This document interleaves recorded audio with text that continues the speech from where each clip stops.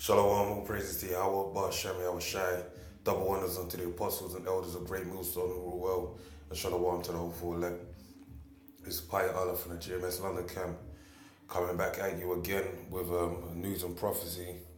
It's from the Guardian newspaper or website, and it reads, Under the Skin, How Insertable Microchips Could Unlock the Future. Volunteers in Melbourne have had microchips inserted for 3 months designed to unlock doors and carry out other tasks. Will they really be any use? Microchip is about the size of a grain of rice and usually inserted in the webbing between the thumb and the forefinger using a needle the same thickness as using a body piercing.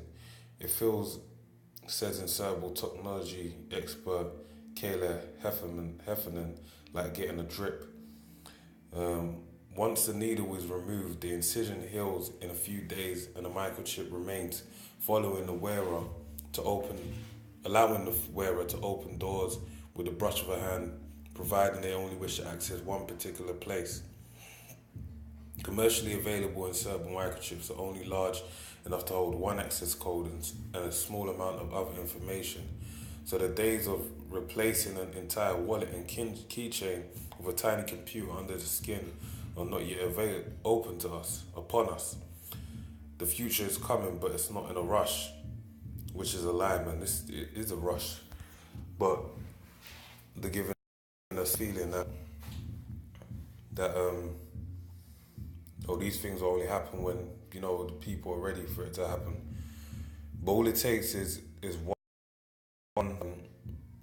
terrorist attack or a big event to happen to put the people on the back foot to be willing to jump at the idea of having a microchip. Okay, and that ubiquitous, even though they said that it can only access one thing, that's the ones that are commercially available. They got ones that are going to be utilized to basically centralize the Internet of Things per person. Like right now, you might have a phone,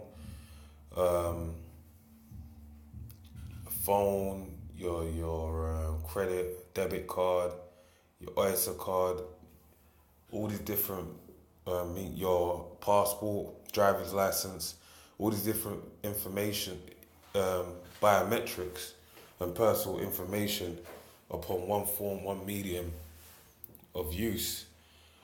But basically, the law is going to have it, the Lord, ultimately, the hand behind everything. But Esau is going to make it where the RFID chip is that ubiquitous technology is going to centralize all forms of biometrics, man. Okay? And it reads, their chips, the future is coming, but it's not in a rush. 10 volunteers received a microchip at the Australian Centre for Moving Image in Melbourne on Wednesday to mark the launch of Pulse Fest, a technology and culture festival now in its 8th year. Their chips were preloaded with a 3-day pass to the festival and will be programmed to unlock the door to their home, gym or workplace, or potentially to function as their public transport pass. Let's say that's multiple uses: access home, gym, workplace,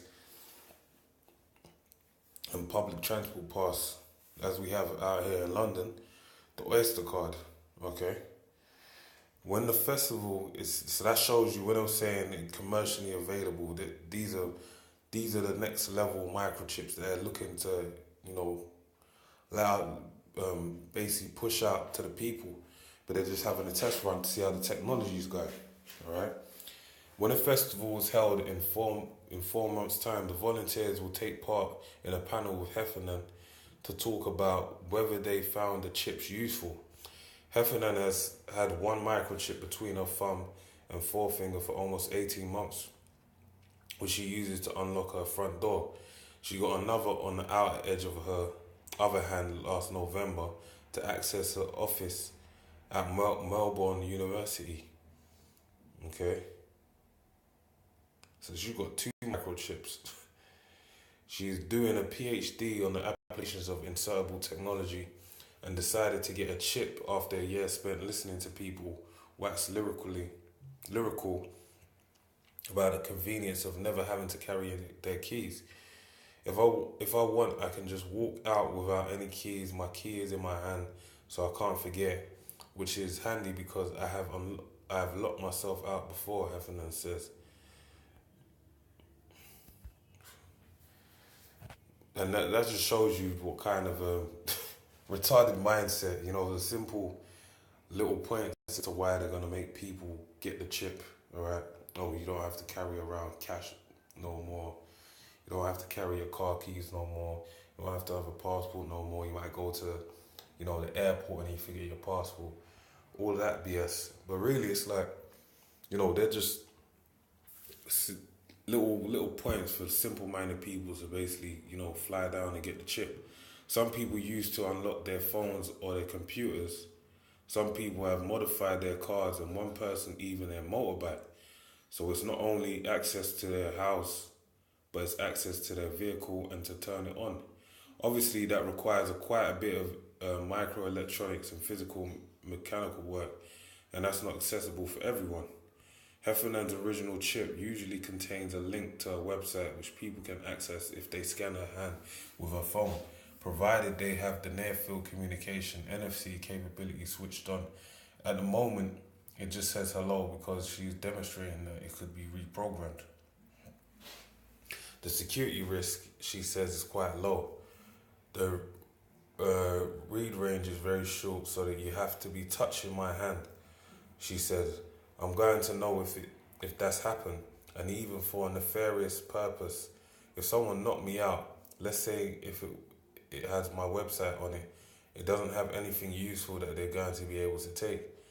Insertable microchips made global headlines earlier this year when Stockholm firm Epicenter gave its staff the option of having an insertable chip in a live swipe card. Free Square Market, a tech company in Wisconsin, followed suit. So it shows you that this technology is flourishing, man. This ain't, don't retire, wait for it, man. This RFID technology, the NFC, near field communication technology, which is, all to do with the mark of the beast. This ain't no far-fetched thing. This is very seeable in the near future. And then pumping it out more and more and getting the minds of the people ready for it. That's why they were saying about microchipping athletes to keep, rather than monitoring them, in the fashion they're doing now, right? They're basically trying to make this RFID technology, which is the mark of the beast according to the Bible, seem as if it's a blessing upon the people. Both stories raise concerns that the chip would allow employees to be tracked and their productivity mapped by companies, which would be able to tell how many bathroom breaks they were taking. See? They're tracking them, man. You can't skive no more. But Heffernan says that's more a reflection of science fiction obsessed news reporters than any actual privacy risk. She says it is possible that the chip could be used to track the bathroom breaks, but it would only be if employers required people to swipe to get into the bathroom, a function that could also be tracked via a standard swipe card. The chip has no tracking capabilities, Heffernan says. They don't have any battery, they don't have GPS sensors. But then why do they chip dogs to track where they are? See? If someone, and that's the whole reason why now it's been passed in law, since last year, May I believe, they basically passed a law where legally, if you don't have your dog chip, it's basically illegal to have a dog that's not microchipped, alright? Okay. If someone was going to track you, they'd use your cell phone. The current models of microchip are not much more sophisticated than those that have been embedded in the neck of most household pets for more than 2 decades. Spirit. But they track those pets, that's the point. Developers are working on a model that will be able to hold more than one number, meaning the same card can be used to hold multiple access codes and on a chip that has the level of encryption required to be able to handle payments. If you could use it for everywhere, so work, home, gym, and only need one chip, that kind of gives people more incentive to get one. And that's the point. They want to give people incentive to get one, because that's the mark of the beast. They're heading into a new world order where they basically want to have, they want to pick out good, so-called good citizens for their new world order, their Elysium. Payments are the killer application. As soon as you can pay it with it, more and more people will go ahead and get these. The founder of Pools Fest, George Holden, says he expects most of the volunteers to have tried to hack into the microchip and expand its application by the time the festival begins next year. They will also be able to come to the festival, wave their hands like Lord Vader to come in, Hendon says.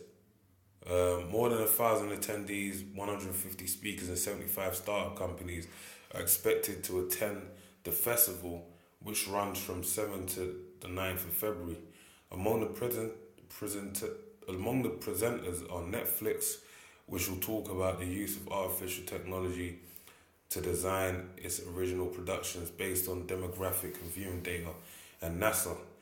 Before they even get out to the audience, they know who will watch it, and it says it's pretty scary, but it's very effective. So yeah, man, that's current news on this RFID technology, showing you that there's more. This is Australia now. They're doing a test out in, and it shows you they're expanding upon technology, because the point of this, they're saying that originally the microchip could only handle one specific avenue. The commercially available ones where you're having chip parties, where people are chipping each other, those are only able to carry one form of information. But the ones that they're testing out are the ones that carry multiple identification, multiple levels of information with like more high tech, more encryption. So really they're slowly pumping out. This woman said she had 2 different microchips in her hand, so slowly but surely they're basically ramping up the use of the technology commercially and making it more commercially available to the people, to really bring about that day, which the Lord is really implementing, the day of the Lord, okay? Where,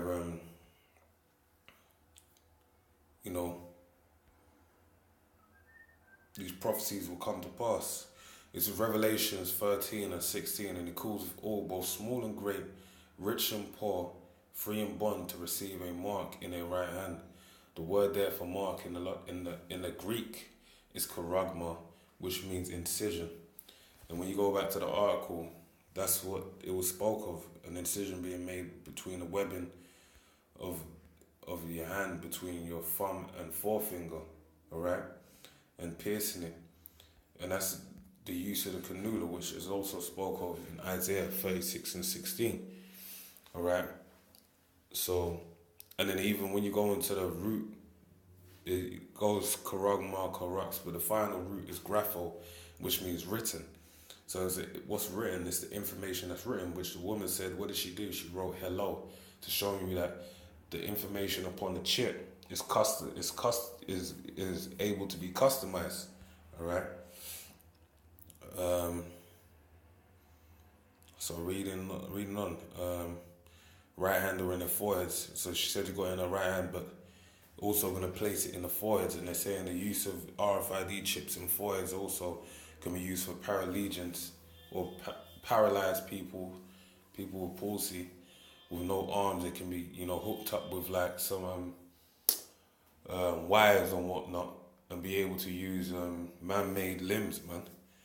So they've got multiple avenues they're going to try open up this technology to. 17, and that no man must buy or sell. And what was the one thing she said in the article? When it get used monetarily, that would be like the big selling factor for the people. To be, the use of the money, basically make people more, entice people more into it, okay? And this is, I'll read it. It said, if you could use it for everywhere, so work, home, gym, and only need one chip, that kind of gives people more incentive to get one. Alright, Heffernan says, payments are the killer application. As soon as you can pay with it, more and more people will go ahead and get these. So that's the technology, man. That's what they're really... And she said that was a killer application. So once that's in place, once they can use that for payment, which they can use it for payment, but that's the main... She's basically outlining the main incentive, the killer application. Literally will be the killer application, because when you read Revelations 14:9, it tells you that if you take that chip, you have your part in the lake of fire, man, and you're going to be taken out before the angels, man, these holy angels, and that no man might buy or sell save he that have the mark or the name of the beast or the number of his name. All right, so with that, man, I pray you're edified. Say shalom.